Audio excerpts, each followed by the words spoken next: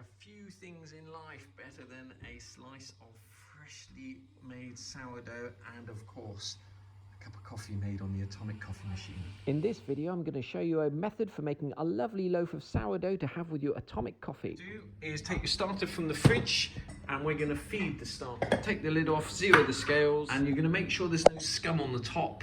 If you've been sitting there for a long time, then there was scum. What you do is you'd use a spoon to scoop that out, so you've got a nice clean starter like that. I'm going to be adding 100 grams of flour to that because each loaf of bread uses about 100 grams worth of starter. So even if you had a little bit less than that, you'd add 100 grams. Even if you had a little bit more than that, you'd still add 100 grams. This is for making one loaf of bread. So we're just going to add 100 grams of bread flour to here. After you've added the 100 grams of flour, we're going to add 100 mils of water.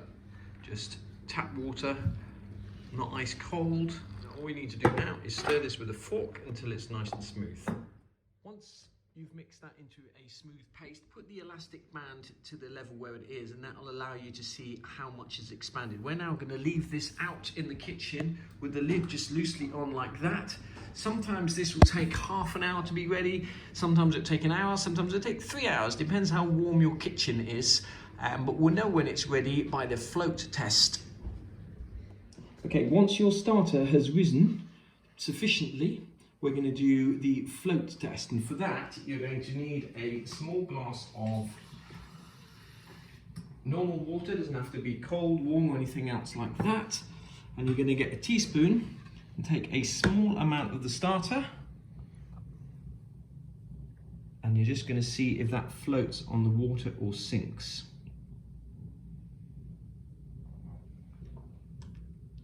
If it floats on the water like that, it means there's sufficient air inside it, and that means that the starter's actually ready to use to make the bread. And you're much better off washing these spoons straight away rather than leaving them for half a day and then expecting that to come off, because often you'll put this in the dishwasher and it will not come off, so wash it straight away. Okay, next up you're going to get a set of scales and put your bowl on top of it, and you're going to set that to 0. Then we're going to get the starter and we're going to get a fork and a spoon, and we're going to put exactly 100 grams of the starter in the bowl. Okay, in theory you could just pour the starter into the bowl, but we're not going to do that because around the edge of the starter is a lot of dried starter and we don't want that. We're just going to dip the spoon in and go straight in. 100 grams. It doesn't matter if it's slightly over. Okay, the next thing we're going to do is take 335 milliliters, which is exactly the same as 335 grams of warm water. So it's not hot water, I can easily hold this in my hand, it's lukewarm water. We had slightly more than 100 grams in there, we've zeroed it, and we're just going to pour in 335 grams of water. 330, that's 338, that's absolutely fine, it does not have to be exact. If you're happy with that, you can take that off the scales, and you're going to take a fork, and you're just going to mix this around until it's one consistent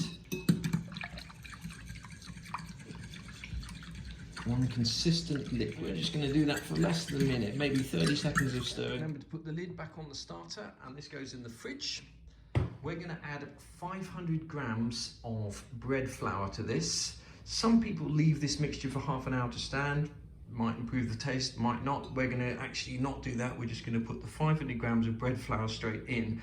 Now, this bread flour you can just get from a supermarket, or if you're in the catering industry or you have good source of flour, you can get other types of flour, and the quality of the flour that you use will have a big determining factor on the taste of your bread. So get the best quality strong bread flour that you can get. Next up, we're going to put the bowl on here like so.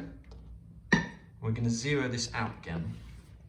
Okay, and we're going to add 500 grams of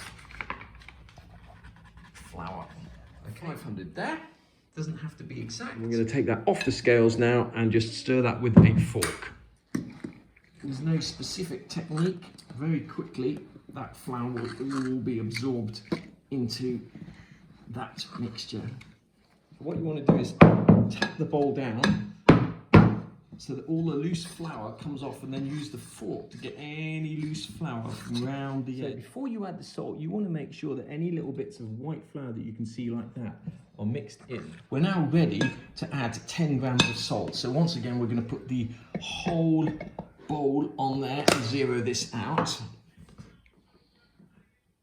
and we're going to add 10 grams of salt. Now this salt here is Maldon sea salt. Once again, the better quality salt you have, the better, would you believe. This is quite crystalline, so we're going to crunch it up in our fingers and make it slightly less crystalline. We're just going to spread it around like this, and we're probably going to have about 4 pinches of salt, about 9 grams. That's 10 grams of salt there. And now it's important to start folding and mixing that salt in. So we're just going to start from the edges, and you can take the bowl off the scales, start from the edges and start mixing that salt in. Okay, get that salt worked in as well as you can. You're going to take a plastic Tupperware container and just put a splash of olive oil in it, like so.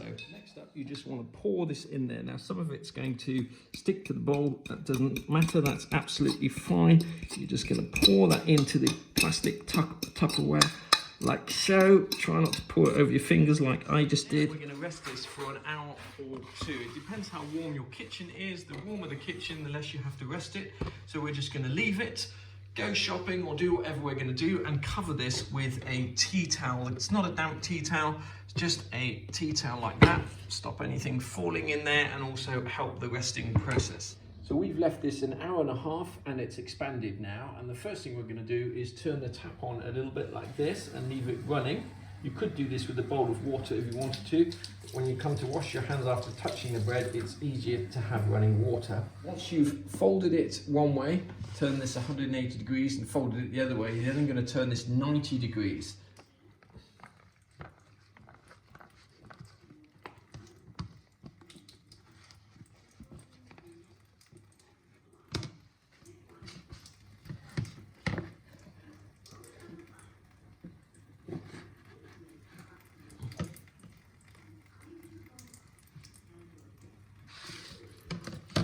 It's almost like strangling a chicken. You put your thumb once it's together. It's not perfect because it didn't fall evenly through there. You turn it 90 degrees. Make sure your hands stay nice and wet. Ideally, you want it a little bit more symmetrical than that.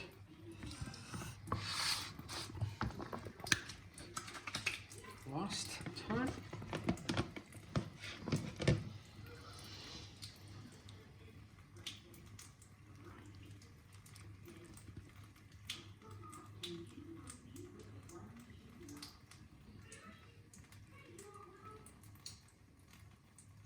Okay, what the stretching and folding is done, it's basically aerating. That's not the best one I've ever seen in my life. So there is an art to stretching and folding. You're going to be using your thumb and fingers.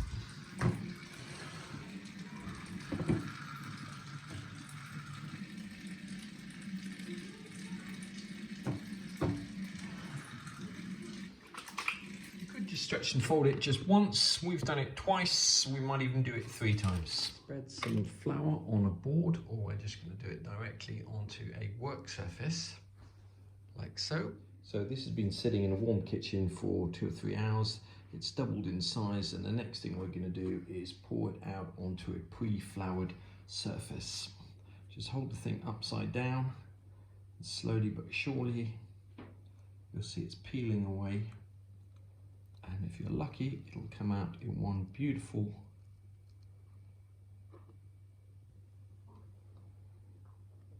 like that.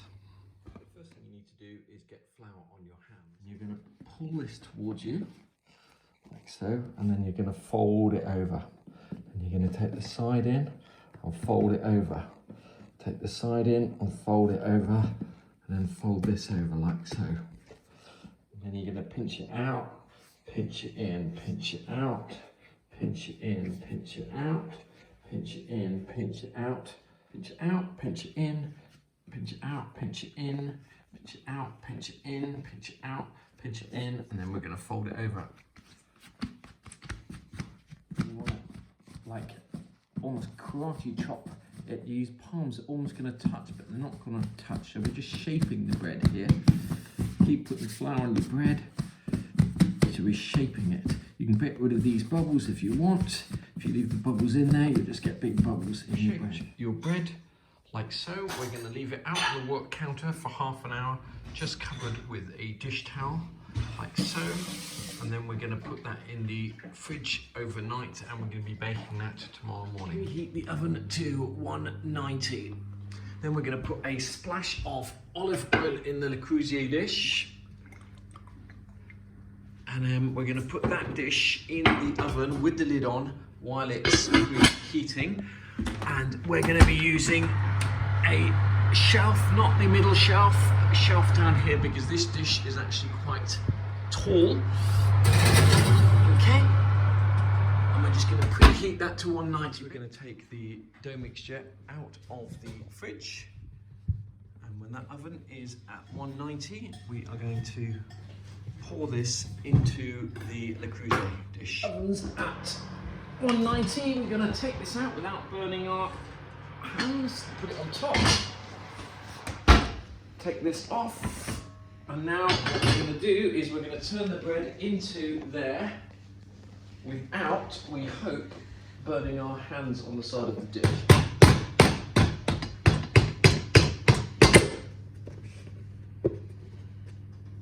Get the sides and shake it in there like that. Okay, look at the beautiful lines on that bread. Before we whiz it in the oven, we're going to cut the top in diagonals. We're going to put the lid on and pop it in the oven. And that is going to stay in the oven for exactly 40 minutes. That's 40 minutes in the oven. We're going to take the bread out, take the lid off, and put it back in for another 20 minutes. Okay, so we've taken it out of the oven. It's been in there for 40 minutes. We're going to take the lid off. And then we are going to put that back in the oven for another 20 minutes. We're going to leave the heat exactly as it is. Put that back in for another 20 minutes. The bread has been in for a further 20 minutes with the lid off. And now what we're going to do is we're going to turn the oven off. Come down here and have a look at that. We're going to turn the oven off and leave the bread in there now. And leave the oven door open like that. So this has been sitting in the oven for about half an hour with the door open, and there we go, our first ever loaf of bread. What do you think about that then? A beautiful loaf of bread, and what better way to have it than with a 1950s classic atomic coffee machine. Now, I've never made a loaf of bread in my life, but by following this simple method, I hope that you too will be able to turn out the most amazing tasting sourdough loaf you've ever had. And there we go, 2 beautiful cups of coffee with some freshly baked